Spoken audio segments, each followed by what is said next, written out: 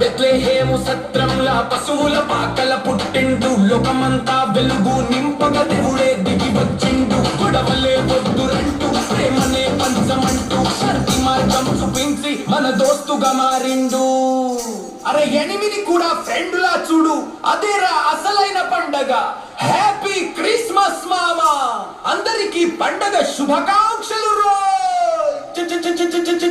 అరే jingle bell jingle all the way.